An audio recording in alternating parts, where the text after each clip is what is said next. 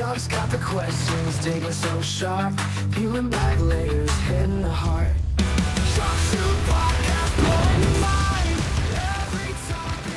Thank you for doing this, by the way. I appreciate it. It's always nice to have you. I think it's like the third time you've been on the show, which is awesome. Yeah, you're one of the good ones, Chuck. Thank you. I appreciate that. Yeah, you're one of the great guests. Some guests are tough, you know. It's like pulling teeth to get them to talk, but you always have great stories. Yeah. Well, we all have great stories. It's just I'm a better storyteller. Yeah, I mean, and I think that's what we talked about, the books, and now I think it's cool what you're doing with the YouTube channel is you're doing those stories for people who I think you mentioned, like some people don't like to read books, so you know it's easier to just listen to a story on YouTube and have you tell it, and it's a lot. It didn't start off like that. It started off as just sort of a place for my solo music, and you know, and then it sort of evolved into what it is now, which is sort of just an extension of me and, you know, shit talking and fun. Yeah, the Skid Row one was one of my favorites, where you were kind of explaining that situation, and obviously you had a little inside information because you auditioned for them, right? I think we talked about that before. Yeah, 100 years ago. Yeah, but you're friends with those guys. Like you're friends with all these guys, the Warrant and Brett Michaels band, I'm sure, and like all these. You're close with all the because you guys all do shows together all the time, right? Yeah, for sure. I mean, it is a very small community, and I've known the Skid Row guys forever. I mean, I toured with them when they were doing arenas, when they were, you know, when your boy was on the cover of Rolling Stone. I mean, that's how big they were. You know what I mean? It's pretty amazing.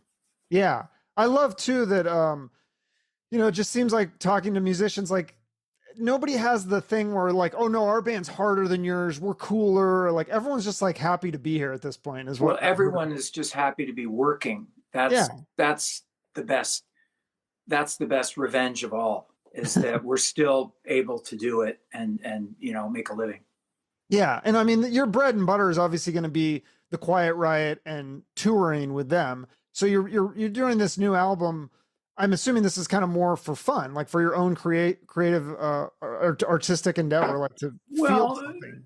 It's also, you know, I'm going to do gigs as Love Hate too. I mean, it isn't, you know, obviously QR tours all the time, you know, but I'm doing this tour in a couple of weeks. I'm doing the UK, celebrating the 35th anniversary of my first Love Hate record. So, you know, but making new music is always, it invigorates you because then it makes you feel good about yourself as a writer. Yeah. So talk about writing the songs. Cause I heard you say that you have to get away from things and the technology to write songs. So where do you write most of your songs?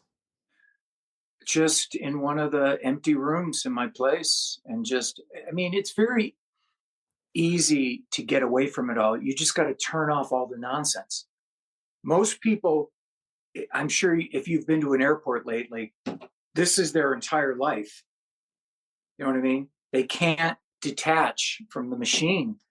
And I see people at the airport all the time. They're walking into shit because they can't disengage. And it's the weirdest thing to me. But all you got to do is turn off the stuff. And you get an acoustic guitar and you go get a tape recorder and you just, you know, dig deep, you know, open yourself up to the universal consciousness and, you know, get to work. Wow. Okay. So yeah, and I think that's part of the problem too, is I feel like a lot of the jobs that we do, require technology. Like I'm sure there's a lot of people, maybe not yourself, but that would use technology to write the songs or writing lyrics on their phone, and then they get a notification from someone, oh well, let me see this, and then it's like this, you go down this rabbit hole of distractions. Well, everyone uses the technology. That is the one positive part about 2025 is that, I mean, I record my vocals on GarageBand in my house. You know what I mean? It's as opposed to $40 an hour in some studio. Right. You know, I can do it at my leisure. The shit's all set up. When I feel like singing, if I feel like I can beat what I just did, you know what I mean? I'm not on the clock. I talk about that on my channel and the art of singing thing, about how people you don't need to be in a hugely expensive studio. You know what I mean? You just need a good song. You know, a good song will sound good on acoustic guitar, just like Willie Nelson. You know what I mean? Oh yeah. What was that one guy, Oliver Anthony or whatever? He had that viral country song. It was like he said he recorded it off of his phone or something. It was some crazy, like he recorded the video off his phone and uploaded it to Spotify, and then the thing took off. I mean, but it was just, that's how simple it was. It was just He recording. got millions of streams, and he came home with about $47. Oh shit, was that it? No, I don't know. But he got all these offers to tour and stuff, and yeah, that's a whole nother I mean, that's the music business is so weird right now. Like I think there is money to be made. It's just not where it used to be. It's not with record sales typically.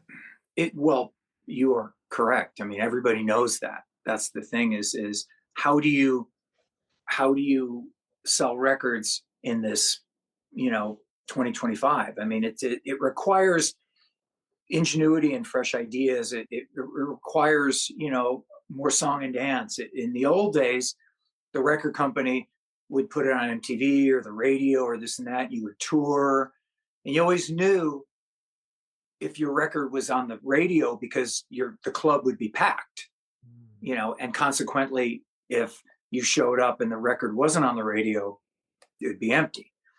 So, but yeah, these days it's a little tougher, but it doesn't. You just got to work a little harder. You got to write better music. You got to, you know what I mean? And I say this all the time. It's the luck of a good song. Having a good song that is catchy, and all of a sudden, you know what I mean? People don't want to dismiss it. I just went on Metal Sludge, your favorite website. I love that place. And they're just, LA Guns just had a new single out, and people are already just, you know what I mean? I listened to it once, that's it. I mean, just come on, man. Those guys put a lot of work into it. They wrote, they recorded, they made a video, and you just dismiss it, man. That's and then you bitch that they don't make new music. Right. Or it doesn't sound the same, or it's not the original guys, or there's all these factors that go into this stuff. Speaking of new records, let's talk about my new record, Punk Rock Fiesta. Yeah, no, I love this. I mean, and it's funny that you mentioned LA Guns, because I thought, I don't know if it was on purpose or maybe just the same influences, maybe because you were in LA Guns, but this had a lot of LA Guns kind of vibe, especially the first song, You're Gonna Burn. You know what? You're not the first one that said that. I'm a big fan of LA Guns' first record. Yes. You know what I mean?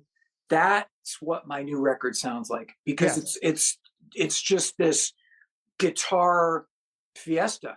I mean, it's just huge guitars and it's all high energy. And I did not consciously try to, copy LA Guns. It just so happened that I think that the energy that they had was the energy that I wanted to convey on this record. I wanted this record, like Punk Rock Fiesta, I wanted it to convey this attitude. You know what I mean? I wanted it to have attitude. I didn't want to be the ballad guy. And so that's kind of what I was trying to do. Yeah. Who are your punk rock influences? I don't know if I've ever heard you talk about that. I used to like Fear. Remember Fear? Oh yeah, I had Lee on the show, Lee Ving. Yeah, he was great. Suicidal Tendencies. I don't know if they're really punk. They're not really punk, but if you listen to Suicidal Tendencies, that's kind of the vibe that I wanted to get. He's doing this stream of consciousness thing. He's rapping. He's talking some shit, and there's just a million guitars. You know what I mean? They have the best of both worlds. It's punk rock, but it's also heavy. It's metal. Yeah, that's I like it's kind of like the song Over the Edge. That's a kind of a cool slower riff. It's got a punk rock vibe, but it's got the fun guitars, and it's almost like you're kind of yelling, speaking the lyrics, but then there's like a melodic chorus that where you sing. And so I love that mix of, I think it's like a punk metal. Suicidal Tendencies, I think that's a good analogy. I think that well, it's funny because I'll tell the story. My guitar player, Darren Householder, he did all the guitars. And when I first approached him I was trying to sell him on the record, and I said, dude, you're going to be a punk rock guitar player now. And he's this Musicians Institute, can read music. And he's just going, I don't know if I can be a punk rock guitar player. Because it denotes that most people don't think punk rock guitar players are very skilled. So I just told him, it's all in your attitude, dude. It's all in your attitude. And he really did a really good work on the record. You know what I mean? He got it. He got the vibe of it. And so that's good. Yeah, I think that was one of the first questions I asked you when I heard it. I was like, who's the guitarist on this? Like, I love these riffs and the little, just like the little, it's not like he doesn't go like full Satriani or Van Halen solos, but it wouldn't, that wouldn't stuff. really work with this music. So it required him and all of us to challenge ourselves a little bit and try and change it up. You know what I mean? Still keep it heavy and sleazy or whatever you want to call it, but you know what I mean? Make it fit the music. Yeah, and the lyrics too, like, are very punk. I would say kind of almost like Guns N' Roses kind of thing, and like the song "Eye for an Eye." That one's cool. I think I heard you say that was a reference to your career with Love Hate. I thought we were going to be rich the rest of our lives, and then there was a lyric too that I liked. Used to be sentimental, now just metal. I was like, oh, that's cool. Well, the lyric is really good in that song. I mean, the women came and the women went. No more fame. Your money spent. I mean, it's a story basically of the love hate with the tongue in cheek humor, of course. Right, which it's what the band was famous for. I mean, your name's Jizzy Pearl. Right? I know. Yeah. So for better or worse. Yeah. The song "Wrath of Love," I like that one too. I love the background vocals on that. Is that you or is that another band member? No, that's me. That's my wife usually gets one love song per record, and so that's her song. And so that one's for her. Yeah, that one's cool. Over the Edge, yeah, we mentioned that one. Oh yeah, Did You Think You Could Fall in Love? That one is fun. It's fast paced. And that's another one that's got some of that fun little guitar solos, just a little taste, not like, again, it's not the full crazy, but there's just little soloing over the riffs that makes it interesting. Yeah, that is a good solo. Yeah, it's just, like I said, the punk rock fiesta, somebody said to me, it's not really punk. I mean, it's not Dead Kennedys. You are correct. It's not the Germs. You know what I'm saying? But I'm just trying to convey an attitude, put it on really loud in your house. You know what I mean? Take a couple of bong hits, walk around the house, let the music absorb you and immerse yourself in the music, like you used to when we were kids, when you'd be blasting your stereo. I'd be blasting Physical Graffiti and my mom would start shrieking at me. You know what I mean? Turn that shit down. What did she know? Yeah, no, and I love listening to music in the car too, especially the car in the gym or while you're cleaning the house. Like if you're doing something else, I think that's the best. Yeah. Well, whatever works. Yeah. The song, another thing I think about music too, is that, and this could be a good way to make some money off it since album sales are tough, is get it into a movie or TV show. And I think that song Can't Be Wrong is kind of a spooky, slower. This could be like a horror movie soundtrack song. Is that something that you would look into, trying to sell it to movies? Do you have Spielberg's number? No, I would love to have him on the show though. Yeah. I mean, there's a lot of more independent filmmakers out there. Yeah. Though. I guess. Sure. I mean, that's always a possibility. Who knows? It's a good collection of songs, and it's different, and it came out good. I came out feeling invigorated. You know what I mean? That I didn't become Air Supply. You know what I'm saying? Yeah, there's definitely some. I kind of understand that too with some musicians that they want to evolve or whatever, but I like this stuff. This is the reason I got into rock, was this kind of vibe, this kind of sleazy kind of punk metal stuff that's just fun and it's catchy. The song, you're going to sing along to these songs, a lot of them, and it's just fun to listen to, I think. Well, cool. Right on. Yeah, it comes out March 1st. We got a video next week. The first single, which is You're Gonna Burn, is coming out. So I mean, all the machinery is beginning, you know what I mean? All the reviews and the podcasts and all that stuff. So it's like I said, I mean, just 3 weeks ago, I was arguing with my mixing engineer about vocal levels, and now here we are, in front of a camera talking about it. So it's funny. Yeah, that's exciting. And so how many of these, you said you're going to tour, how many of these songs would you play live then? A couple. I mean, I'm doing this 35th anniversary of Blackout in the Red Room, and so I'm sort of obligated to play that record in full. So, Wow. you can play a couple songs. You can't play too many new songs. You really can't. I wish you could. But, people want to hear the familiar.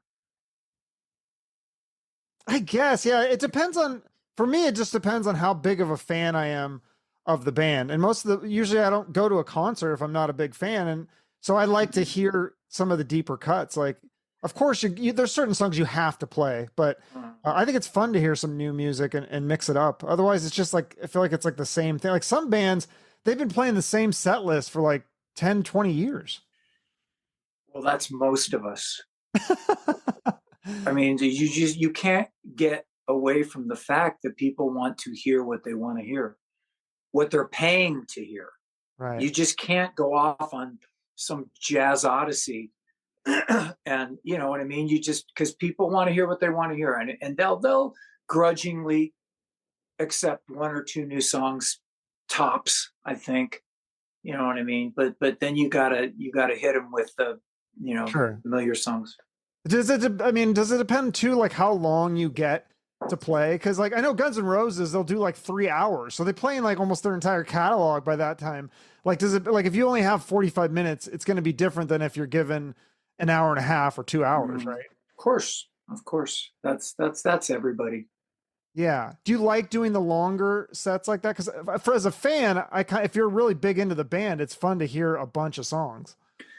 It just depends on when you're touring. For example, with the Quiet Riot, when we tour, there's really not a lot of time allotted for sleep. So if you're opening for somebody, you play an hour and then you get to go to bed faster. You know what I mean? You get on earlier, you get off earlier, you get 3 hours sleep because you got to get up at 4 a.m. to get on another plane. I mean, all this stuff. Of course, you want to play more music. When you're on stage, you want to be on stage because it's what you do. But then the reality of, well, it's midnight and I got to get up at 3. It takes its toll, man. Yeah, I guess it's different too. Like if you're headlining, people came to see you, whereas if you're opening, they probably just want the hits or whatever. And so it just depends on all that stuff. Of course, you're sweating to the oldies up there. Yeah. So when you're doing the Love Hate, is that just by yourself? Are you having opening bands? Are you going to have a package for that one or? Oh, well, you mean, well, in the UK, I have an opener. Yeah. Okay. So it's just you and an open. It's not like, but sometimes like a lot, like with Quiet Riot, especially, I know you guys do a lot of package things where it's like 3 or 4 bands. We used to. I wish we would do more of that stuff. I was talking about that the other day about when in 2005, 20 years ago, when I was in Rat, we did Cinderella, Rat, Quiet Riot, LA Guns, or Firehouse. I forget, but there was 4 or 5 bands, and you really got a lot of value for your dough. You know what I mean? You got a lot of the hits. You got to really see a lot of bands, and I miss that because, and also you're hanging with your friends and the camaraderie and whatnot. But when you do flyouts, you're pretty much limited to going by yourself. Okay, yeah, because the casino dates, like I think that's a great gig, and it's cool for the fans because you don't have to. Sometimes you don't want to see like 5 local bands. Like you just you want to see Quiet Riot or Love Hate, and you just want to, because they want you to get in and get back out to the casino to gamble. So those are kind of a nice, and I'm assuming those gigs pay pretty well. The casino gigs are good because everything is in house. Yeah. I mean, your hotel room, your restaurant, you know what I mean? And that's what makes it nicer for guys like us, because after the show, if you got to, get up in a couple hours, you can just go straight to your hotel and sack out, or eat in the restaurant, or do whatever you want to do. You know what I mean? It does make it easier. And I think it's easier for the people that go too, you know what I mean? For the same reasons. If you know what I mean, everything's there. It's kind of cool. Yeah, they can get a room, and so if they have too many drinks or whatever, they could just crash Yeah, it. they can just pass out in the room. Is it weird though? Like if you're staying at the hotel and then you go to the restaurant, do you see fans? Do they come up to you and bug you while you're eating though? Sometimes it depends. It depends. Most of the time, most people are really respectful and cool and stuff like that. And every once in a while they're not. Really? Shit happens, man.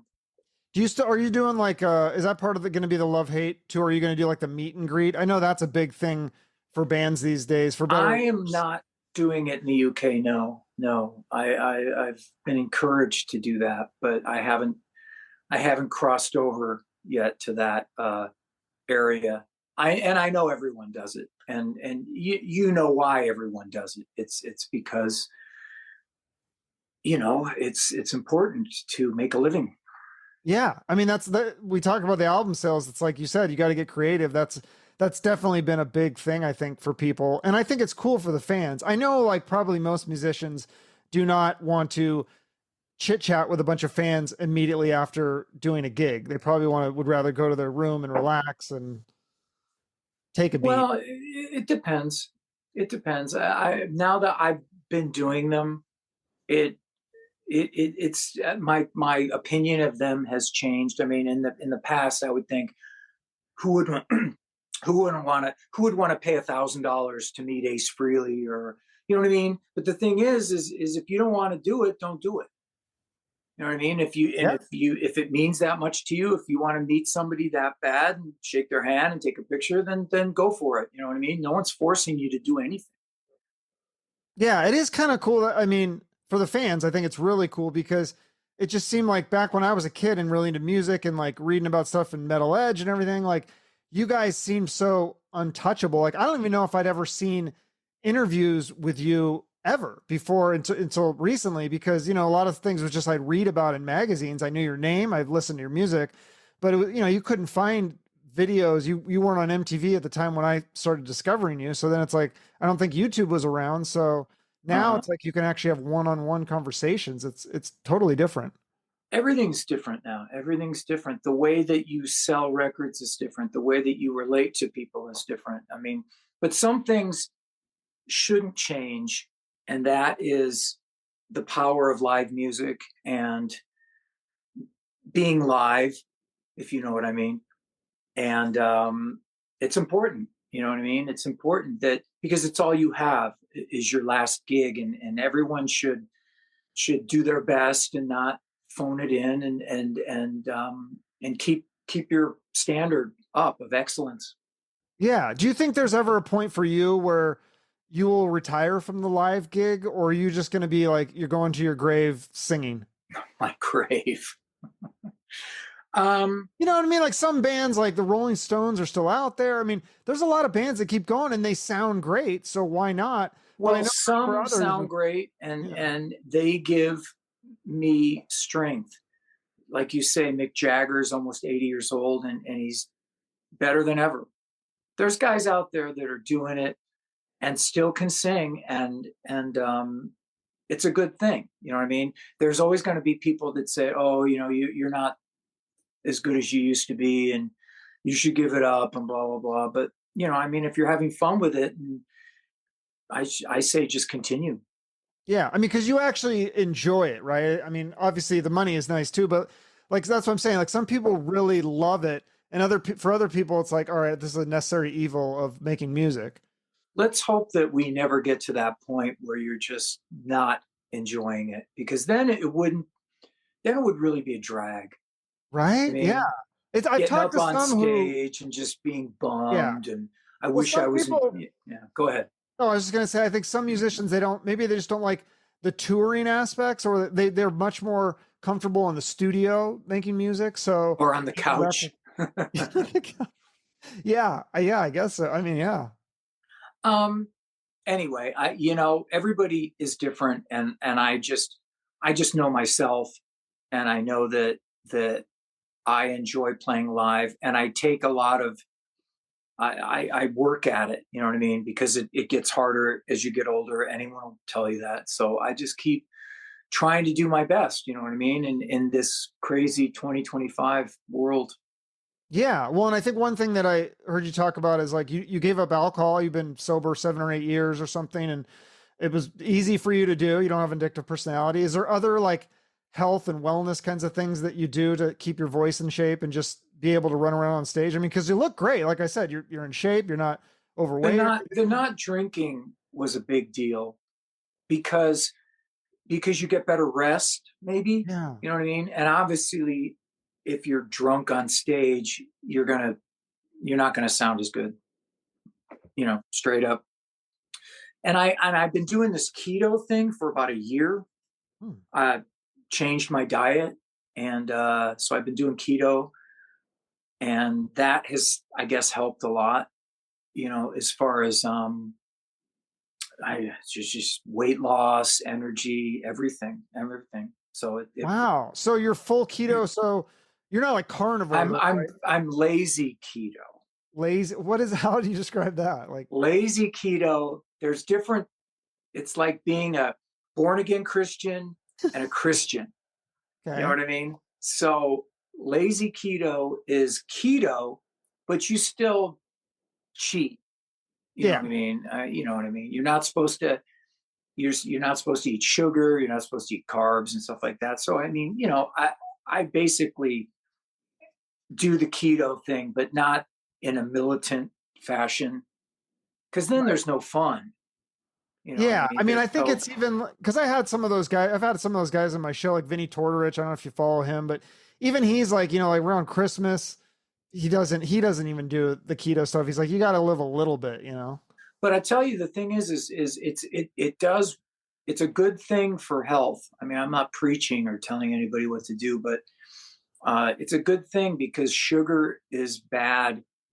And when you stop eating sugar all the time, sugar tastes bad. Like if I'm at the airport in the one of the clubs and one of the and I there's a cookie, you take a bite of a cookie and it tastes terrible because there's just so much sugar. You know what I mean? It actually, it's my body telling me to just take a little nibble. Don't eat the box. No, that's great. I think that's so important. Like, I think we were talking before we got on here just about health. And as we all get older, it's just like, I don't know. It's something that it just concerns me for myself, but also so many other people and musicians. And so that's great to hear that you're taking control. Well, all these things come into play. They really do. I like I said, I'm not telling anyone what to do, and I'm not a super health guy. But yeah, if you want to sing better, start running. You get your cardio up. You know what I mean, and practice your vocals. You know what I mean, don't be lazy. Take care of yourself. Otherwise, when you get up on stage, and someone puts up their phone, which they will, you know what I mean? You don't want that video haunting you forever. You know what I mean? What happened to that guy? Right. I don't want that to be under me, under a little byline. What happened to that guy? Yeah, well, that's yeah, like the metal sludge. I mean, that's kind of what they are known for, doing those kind of headlines. Some of it is entertaining, but then yeah, it's like, I mean, you got to think these people are real people, and everybody struggles. Everyone goes through tough times, and so yeah, you No, try, it's funny you say that because as you know, I have this YouTube channel, J Pearl yeah, TV, and a lot of times people ask me, they go, you could double your subscribers if you just started getting a little bit more, um, started naming names to the shit talking. mm, But because there's sites out there that do that, you know what I mean? That mock people in the industry, but it's not, it's not something I would want to do. And B, who would want to tour with a guy like that? Well, yeah, that's the thing is like you burn those bridges and then it's Yeah, hard to, especially if it's bands of the same era or whatever, like, because not only you said you're not doing as many packages, but also there's the festivals and the cruises. Like you're going to run into these guys at some point. Like, do you really want that like video? I don't. I Yeah. don't. I mean, I wouldn't do it anyway. I I can kind of allude to it sometimes when I mention people, but I don't mention people by name. You know, people that have been less than cool over the years. But again, the internet, it's kind of like, remember when message boards first started and you'd be drunk at 1 a.m. and you just start rattling some shit off, and then you know you go to bed and then you wake up the next morning, fuck, and you run to the computer, you know, delete, delete, delete. Yeah. You know what I mean? You got to remember that anything you do and anything you say is just forever on the internet. So you just, you know, you got to choose your battles. That's good advice for sure. Cause yeah, I think with almost like 500 episodes, I'm like, I'm sure I've said some stupid shit. And if anybody ever, you know, not that anybody would take the time, but if they ever did, I'm sure they could go back and find dumb things that I said and make a low light reel if they wanted. Yeah, of course. I mean, that's, you got to be careful. I mean, I'm trying to be careful now. I'm because now that I'm starting to do these podcasts and interviews talking about the record and stuff like that, you know, it's just, it's an art in itself.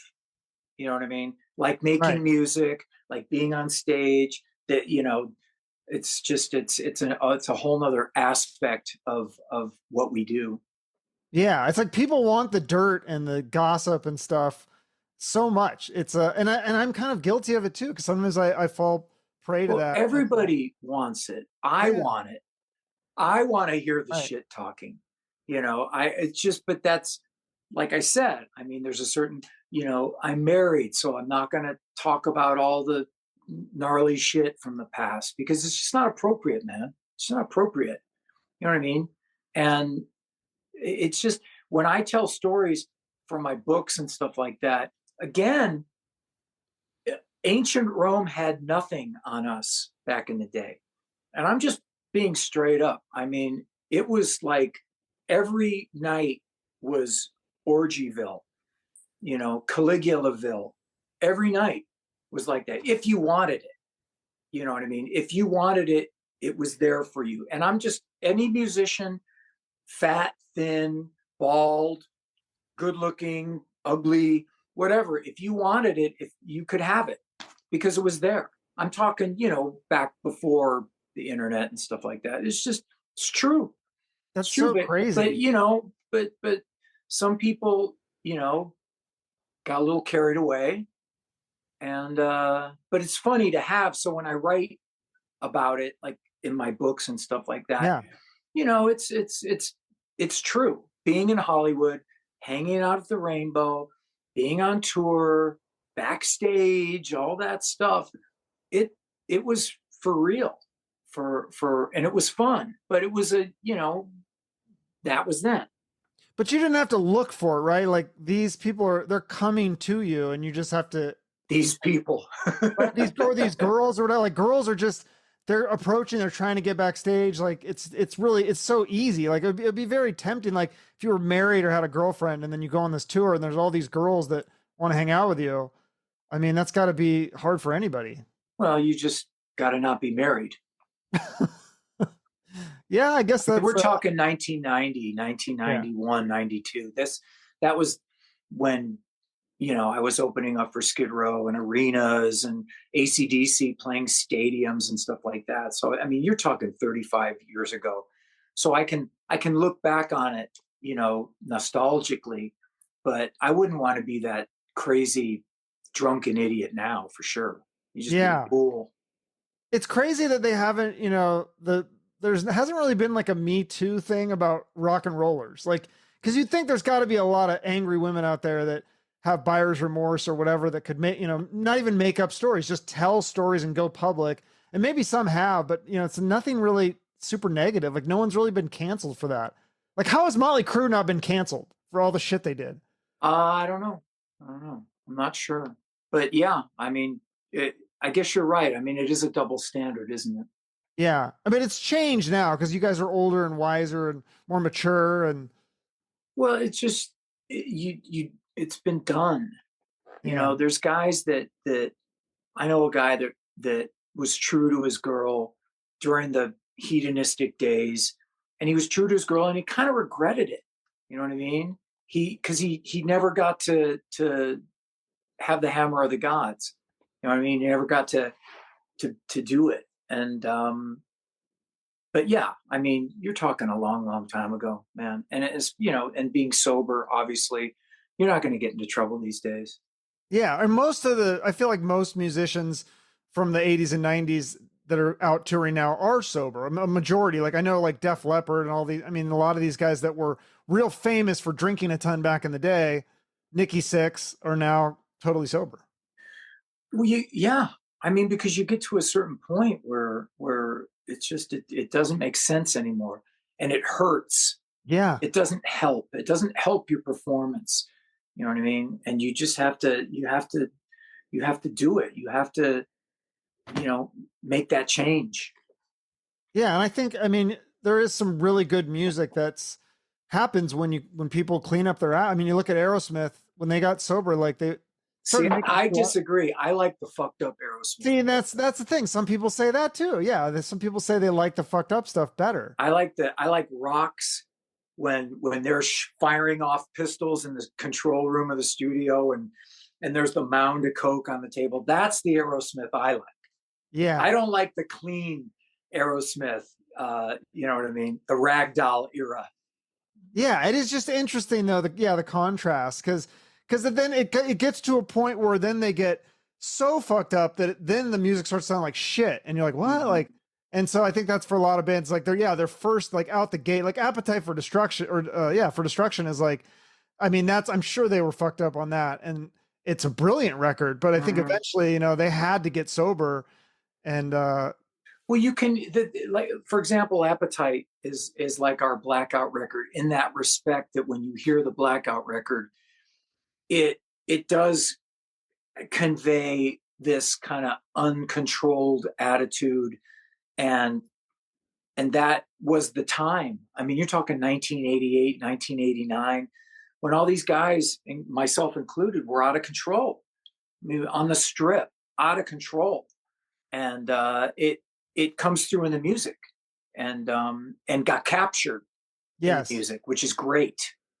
That's what I loved about all that era, like Skid Row, Guns N' Roses, all that stuff. Like, you know, there's this attitude of like, I mean, basically Guns N' Roses even would say it in the lyrics, like, fuck you, like, you know, fuck off and all this. And like, and as a 13-year-old kid listening to that and just as a shy kid going, wow, these people don't take shit from anybody. I wish I could be more like that. You should be more like Slash. Like Slash? Yeah. Slash is pretty chill though. I think Axl is the one that was like, fuck you. And Slash just put the hat on and just played guitar. When he was fucked up, I feel like his personality didn't seem to change that much from when he was fucked up to when he's sober. Like he's still just kind of this quiet, mysterious. Well, they went through their baptism of fire, like all musicians. Anyone that still does it, what we in my little community, we've all sort of had the journey. You know what I mean?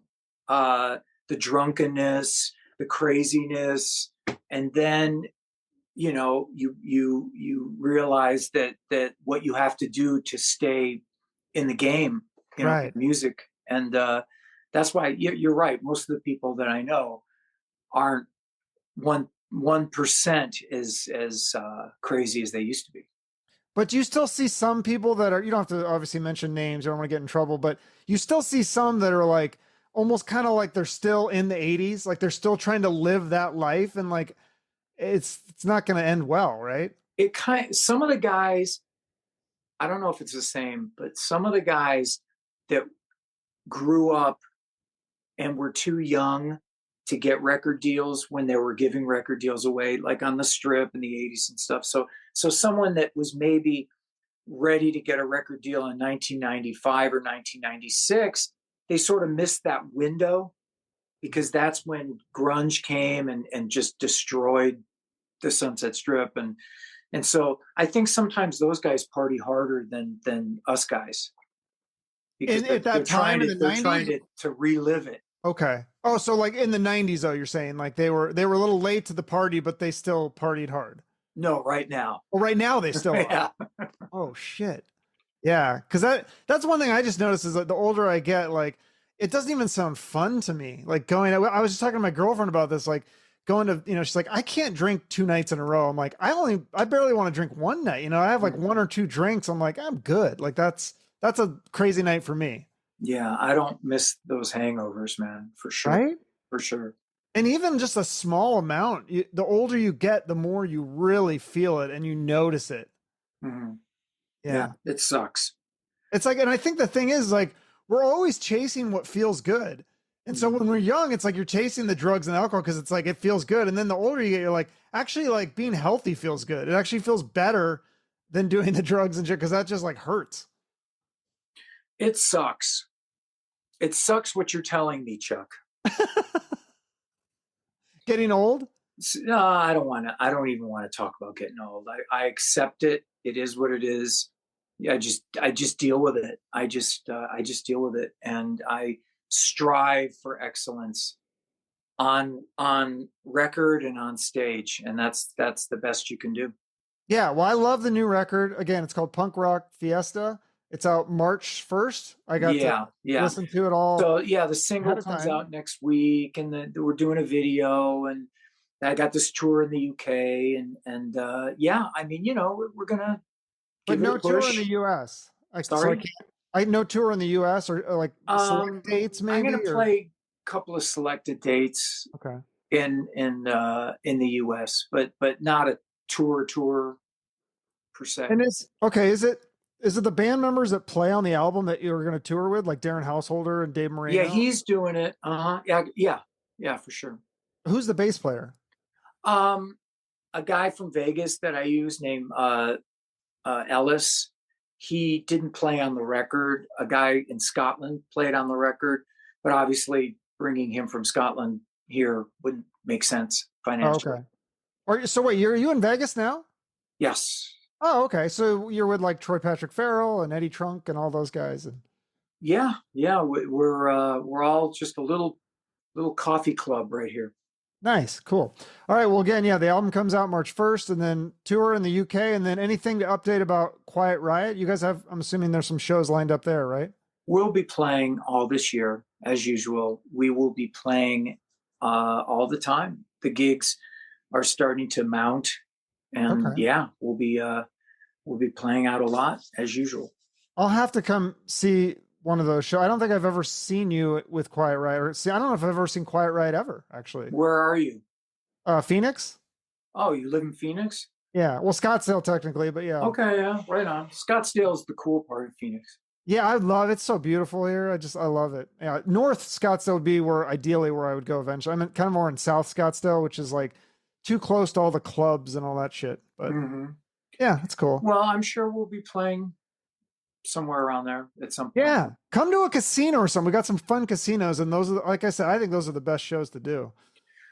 Casinos are the preferred shows for bands like us, because for 100 reasons that I just named.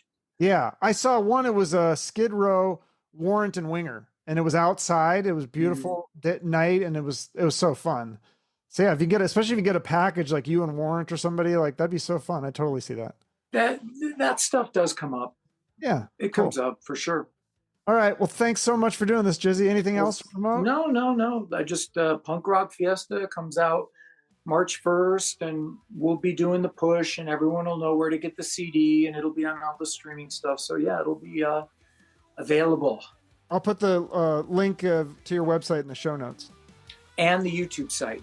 Yeah, YouTube channel is great. I think you're almost ahead of me in subscribers. Damn it. Yeah, one subscriber at a time. Yeah, nice work. All right, well, thank you, Chuck. Thank you. I'll see you later. Cheers. Bye-bye. Every topic, one of a kind. From the rockers to the wise men. Tune in, folks, you'll be